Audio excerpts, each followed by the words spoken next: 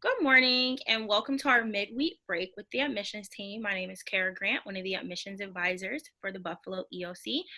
Here today we have our enrollment manager supervisor, Ms. Ciara Johnson.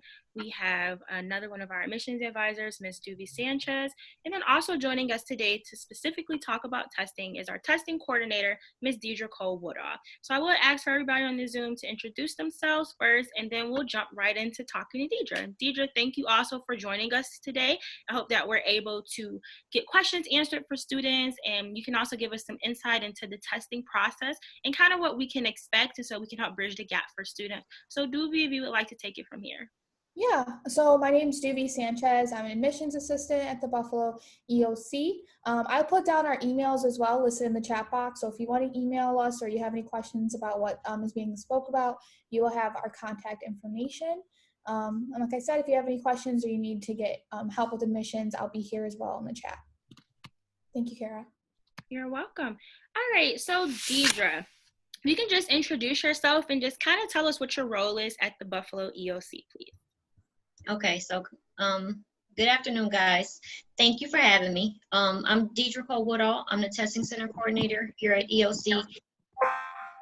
And what that basically means is that I'm in charge of all of the testing that happens inside of our program. So EOC will offer testing for outside community members as well as our own students.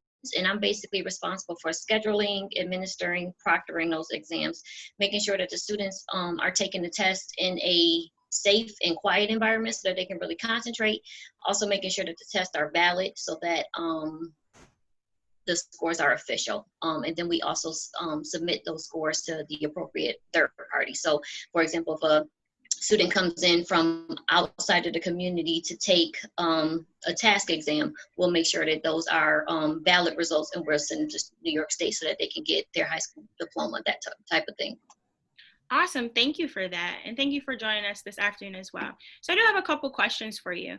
When a student comes to EOC and they get through the admissions process and we tell them that they have to take a test, they're saying, well, what is this TABE test? Can you tell us a little bit more about the TABE test? Okay, so the TABE test, TABE, T-A-B-E, it stands for Test of Adult Basic Education. And basically what a TABE test is, TABE tests are used all over the United States. There are different forms of them. But what they are, it's a diagnostic test that will let a student or a teacher know exactly what a student is struggling in, what they've mastered, and what they partially mastered. So TABE tests can sometimes be used for an admission process like it is with us. So we'll take a TABE test for us to know exactly what level the student is on, to know if they can get into a program that might be a little bit more rigorous. So we might need a student to be a little bit higher in their math because maybe it's math intensive. The TABE test will break down exactly their skills in all of the core math areas. It really, and for the most part, it's not like one of those tests that, like an IQ test, like when you take it, it is what it is and that it can never change. It's actually just a snapshot of where that student is academically at this moment in time. When I look at the results of a TABE test, it will tell me if a student has mastered fractions, if they partially mastered fractions, or if they have not mastered it at all. And then as the teacher, I know exactly where to start that student's lesson at. So it's just really like a helpful guide as to how to best serve the student. So my next question is, what does a TABE test consist of? So what's actually on the test? Then also, how is it graded? So each test has a score. How would I be scored, and what does that score kind of mean? So there are, to the TABE test that we administer, there is a reading and a math portion. The 2 reading sections, 2 math sections. And now this might sound new for some of our students who've been in our program before because we've moved to a newer TABE. In the past, you would have only taken 1 reading section and 2 math sections, but now it's 2 reading and 2 math. The test is a little bit longer, so it used to run about an hour and a half, and now it is 3 hours. So not a little bit longer, a lot longer. And basically the reading section is just going to be all reading comprehension. There's no science, there's no social studies, nothing like that. It is really passages of reading and how you interpret it. Can you actually comprehend what's going on with the reading? You can you can score anywhere from the 1st grade level to the 12th grade level in a with a TABE test. And so whenever a student gets their score, that's really what it stands for. For example, if a student scored a 8.2. The 8 would represent 8th grade, and the 2 would represent second month. So 8th grade, second month of schooling, based on how they answered those questions. The math section is a little bit more intense. It does go all the way up to algebra. The very first section of it, you are not allowed a calculator for. It's just what you can do with pencil and paper. So sometimes the students are a little nervous about that one. That section does go by pretty fast because you figure you have to write all of the questions down, figure them out, put it into the computer. And then the second section, you are allowed a calculator for. But it basically can range all the way from adding and subtraction all the way up to algebra. Awesome. Thank you, Deidre, for that. Duvi, I know you had a couple of questions about the TASC exam, so I'm going to push it over to you now. I did. So students who are getting into HSE, they see that there's a TASC exam. They don't really know the difference between TASC. Can you kind of explain how a TABE would transition to a TASC for an HSE student, or even someone that's just wanting to get their HSE diploma? Right. Okay. So TABE and TASC, they always confuse them. So the TABE test we have to take if you want to be an EOC student, no matter what. It's an entry. It gets you into our program, right? A TASC exam is going to be only for a student who does not have a high school diploma, right? So TASC, T-A-S-C, stands for Test Assessing Secondary Completion. And so it used to be called the GED, right? We used to call it the GED. We've now, the GED has been privatized, so New York State no longer uses the GED, because New York State says education will never have to cost students a penny, right? So we go to the free TASC. The TASC is a little bit more difficult than the TABE.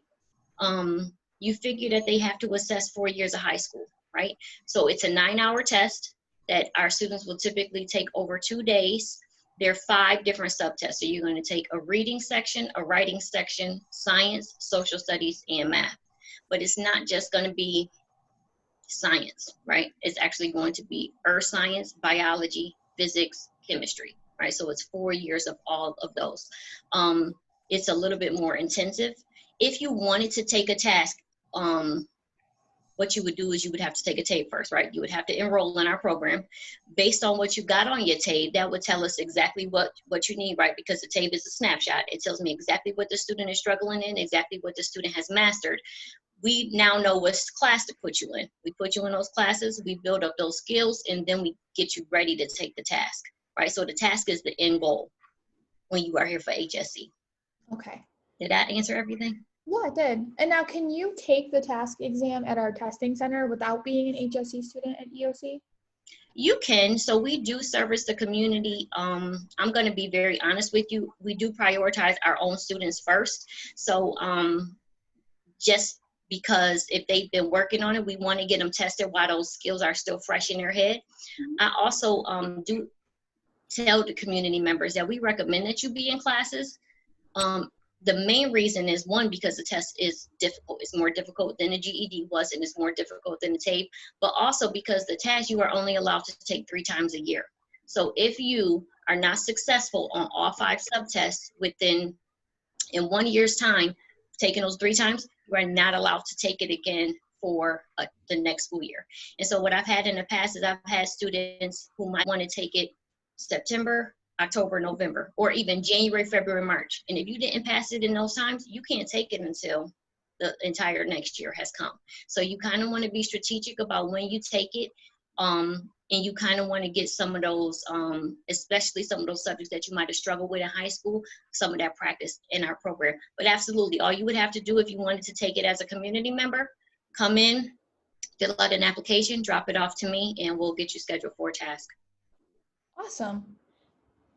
And now with the difference between the pandemic that recently happened, can you explain how that kind of changed the testing center? Are things different? Is testing virtual? Like, how do we go about testing currently? Okay, so right now, technically, our students who are enrolled right now or looking to enroll right now can take a TABE, remember the entrance one, a TABE, virtually. Those students are able to take the TABE test from the comforts of their home at their own time, 10 o'clock at night, 4 o'clock in the morning, whatever time works for them. But that's only during this quarter that we're doing it remotely. Once we are able to kind of move back to the way that we were before the pandemic, we are going to go back to testing in the testing center. That's only for the TABE. The TASC exam will never be offered remote. So a lot of students during the pandemic have reached out to me and said, oh, can I take the TASC online? New York State won't allow it. It's too much writing on the test. You have to have special certification in order to be able to administer a task. And so they're not willing to do the task over the internet. And that's another thing that sometimes trips up some of our students. I've had students in the past tell me that they took a GED online and they have a diploma. You don't, they took your money, right? So you put in money to take this test online and they probably got you for your money, because there's no test offered in New York State that you can get online from the comfort of your home that will give you a high school equivalency diploma. The next thing that's different with our testing center is when you do come in to take a task, because we are going to start to up and run our task in the next couple of weeks, we can only test 10 people at a time. So before, our testing center was seating 34, and now we're down to 10. In addition, you will have to wear your mask the entire time that you're in the building. So you want to keep that in mind. The task, again, is 9 hours. The first day is about 3.5 hours, and then the second day is a very long day. You're going to have to wear your mask during that whole time. So you kind of want to mentally prepare for that time too. We're actually going to debate and see if maybe we want to stretch the task out to 3 days, just so that students don't have to be sitting in that space with that mask on for all of that time. We'll kind of explore that option when we kind of roll it out. So Deidre, I have a question for you. If a student needs to get in contact with you, what's the best way to get in contact? The best way is going to be my email, only because we're remote half the time, right? We're still doing social distancing. We are not, the testing staff is not always in the building. Sometimes a student might come in, you might have just missed somebody. So the easiest way is going to be email. I don't know, did you guys list my email or? Yeah, I'm gonna put it one more time in the chat box for that. Okay, and that is absolutely the easiest way. If you wanted to leave a message, you could. My phone number is 645-2872, and that's the number to my office. But just know that there might be a couple days delayed in that if I'm not in the office because I'm working remotely from home. But absolutely, email, you'll get a response from me within the same day. Awesome, thank you. Duvi, did you have any other questions for Deidre at this time? I think our last question refers to the BEST test. So we have students that are English as a second language students, and I know that they do have the requirement of taking the BEST test into the program.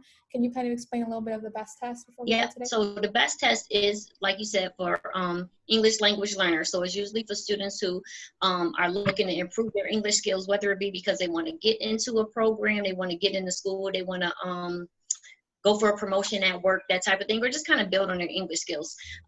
It is a pencil and paper test, another test that cannot be taken remotely. They have to do it in our testing center.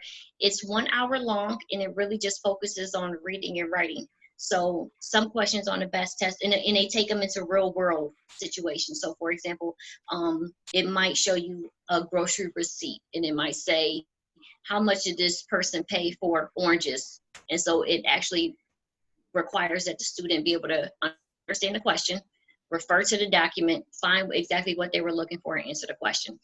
And then other things that they do is showing that they can write a friendly letter, showing that they can write a business letter.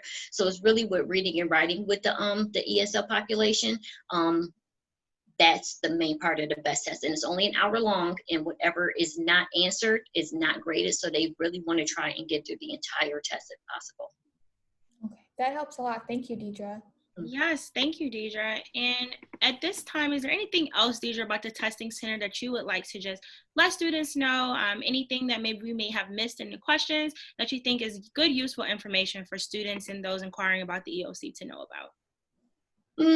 I think that the main thing is I would hope that our students just be patient with us.